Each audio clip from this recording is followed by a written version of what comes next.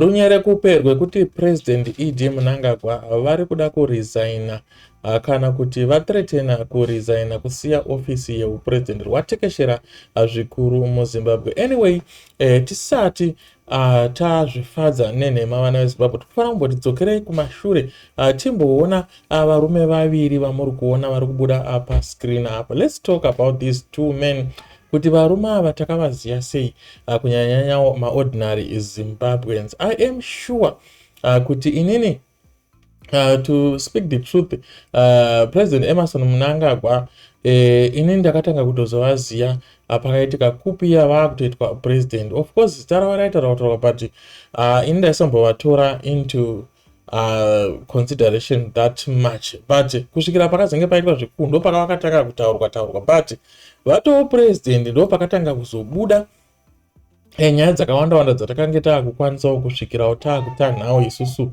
vemuzasi vapfupi, kuzoziva kuti president vakaenda kuhondo vakadai vakaita zvakati vaive involved munyaya dzakati mascandal zvakaipa nezvimwe zvakaita nezvimwe zvakanaka. But inini I have a question yandoda kubvunza kuti President Vamunangagwa vasati vava president, I remember very clearly kuti vakadzingwa kana kuti vakatiza munyika yeZimbabwe panoye pakazobviswa President Robert Mugabe, former President Robert Mugabe pachigaro. Vadzingwa vaenda kunze kwenyika, vakadzorwa naVice President Constantine Chiwenga. As you can see kuti varume ava vari kusmaila, vari kufara zvikuru. Now ndokushamisika vanhu vachiti vachiwenga ngavaite action, ndo vakambodai.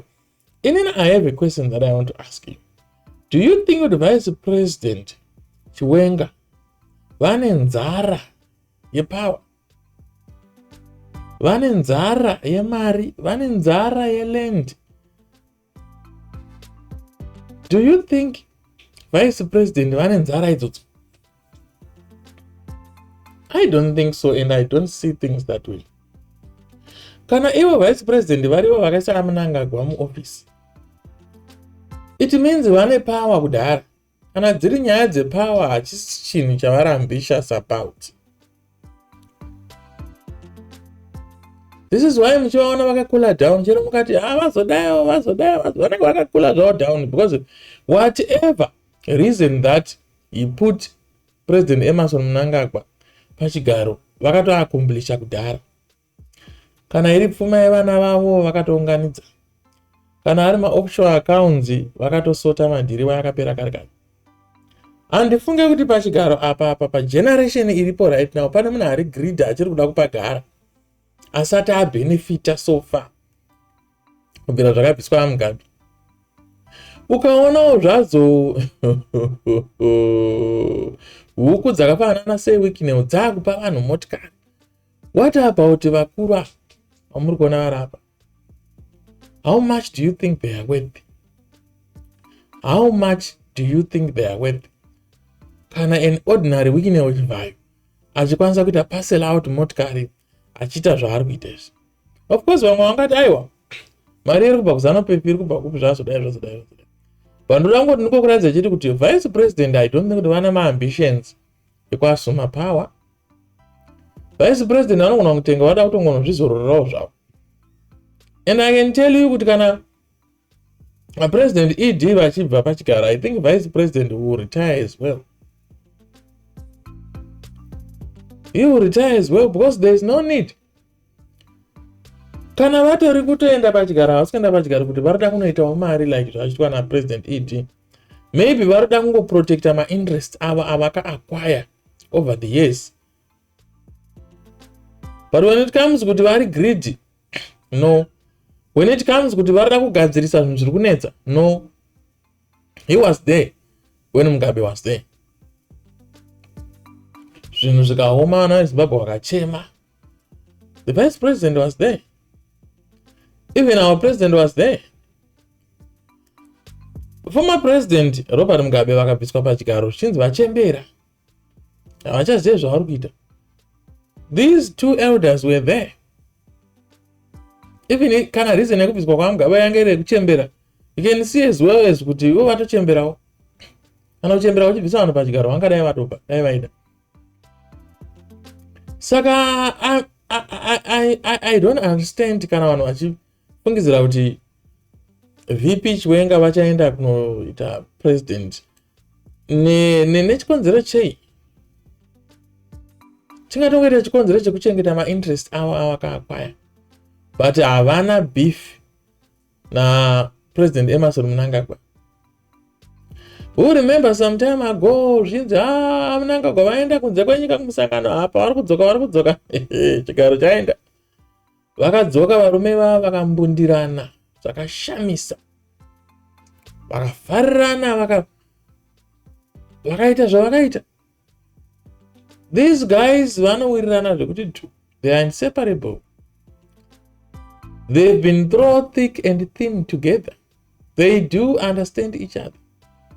Atori madrama zvedu zvatinenge tichita zvakapana nebhora ratinenge tichiti Chelsea nhasi inorohwa nekuti kuna player nenge yakazodai. Mafans, we don't change the outcome ezvinhu zvakatorongwa kudhara zvatisingakwanisa kuinfluence. It is up to my teams achatamba Chelsea neManU kuti vaone kuti zvakapira sei. Ndopa ndozobuda result and after ndopa tinotanga kukomenta. Chete chatinongoita sechingopa commentary. There is nothing we can do. We don't have any influence. We don't have any power to change any course of things when it comes to Zimbabwe. Saka, I can assure you that whatever zvinenge zvadecidwa na President Emerson Mnangagwa zvamanje vachiwenga vanenge vachizvitsigira zvinhu izvozvo because he's the vice president. Moreover, they are from the same party.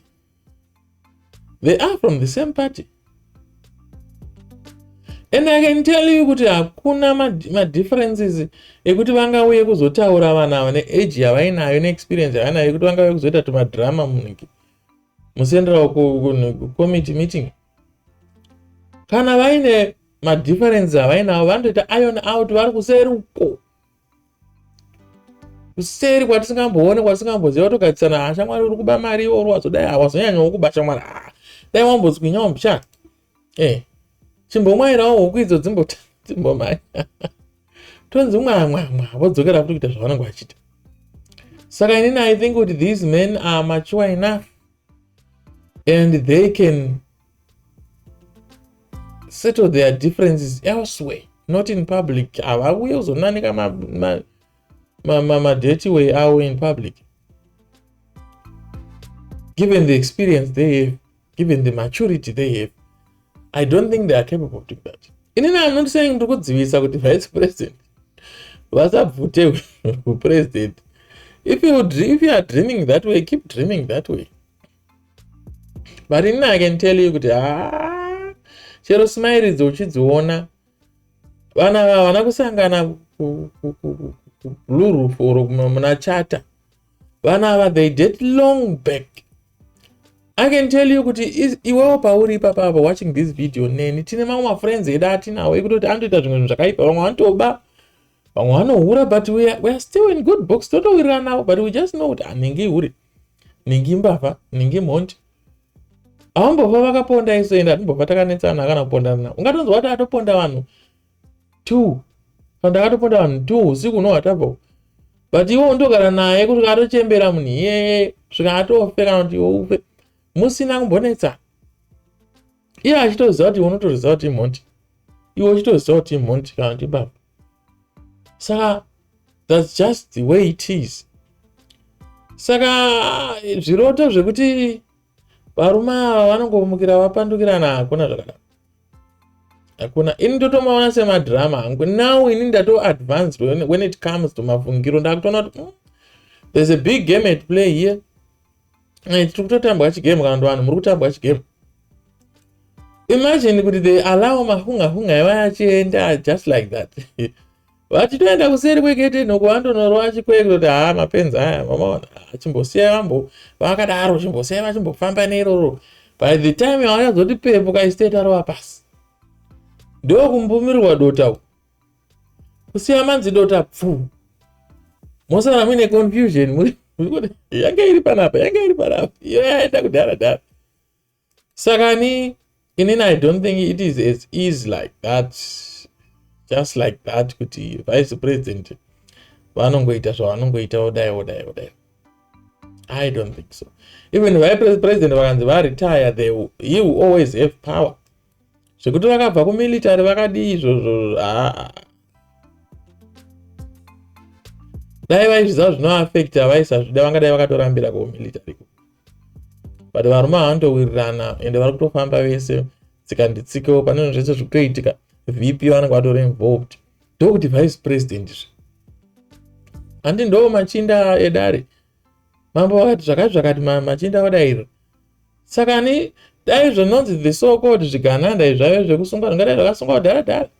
Remember pakapinda the new dispensation government yapresident Vamunangagwa, zvainzi toda kubvisa vanhu vari surrounding the president were corrupt and criminals. Ndiani akabatwa was surrounding the president? Nobody. Saka munofungidza ndiani anobatwa right now pazvigananda? Ndiani? Kana sevikunevo vachinzi chigananda, makatovaona kuti vangaina president kubirthday vachitoburuka mundege ende vachitogifta more. Saka munotaura kuti vanobatwa nani? Who can touch you in Zimbabwe if you are in ZANU-PF? Nobody can touch you. Moreover, uri kutoita zvinhu sezvikuitwa naSevikunevo. Blessa vanhu nemotikari nemari nechi. I've never seen that before. Ini kana Sevikunevo vakanzi vari corrupt, aiwa ini ndazosvika hangu pakutosarenda kuti handichambovavengi bai. At least vaita give back. Ini nditori worried nekuti Sevikunevo vakatanga kubata mari musi unono. Dzimwe mari dzakabatwa makore ese kumashure kuti pasina kana vanhu vakambopiwa motikari. What was going on? Where was that all money going to? Ivo vanotagura vacho vanonzi vane mari kutopfuura naSevikunevo. Hatisati tamboona vachisiplasha mari vachipa vanhu mari like Sevikunevo. Saka ini zvamunga I don't even know kana iri zana riri kupa vanhu through Sevikunevo. Sevikunevo vashandiswa zvinhu zviri nani. Pane zvaishandiswa vamwe vaitopukutiswa mari. Anyway guys, if you like this video, give it a thumbs up. Let me know in the comment section of what you think about this video.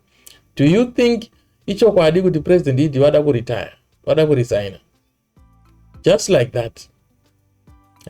Do you think also another question kuti president Idi na VP Chiwenga avaonane vari kusekererana zvinoerema? Can you support given the information yatinayo yekuti president Idi vakaiswa pachigaro na VP Chiwenga? Musatambe nekuti munhu aneswa pachigaro. Don't play. Munhu anenge atoonekwa, munhu achitozikanwa kuti so pane mahopo zvakaitika kumashure. Saka musatore zvinhu izvozvo lightly. Ngatinakidzwe zvedu tichipanana false hope painternet, but be careful to dwell on that thinking kuti zvichaitika. That is a dream. Don't forget to subscribe, like and share this video. Ring the notification bell so that next time but no poster you get to be notified automatically. Thank you.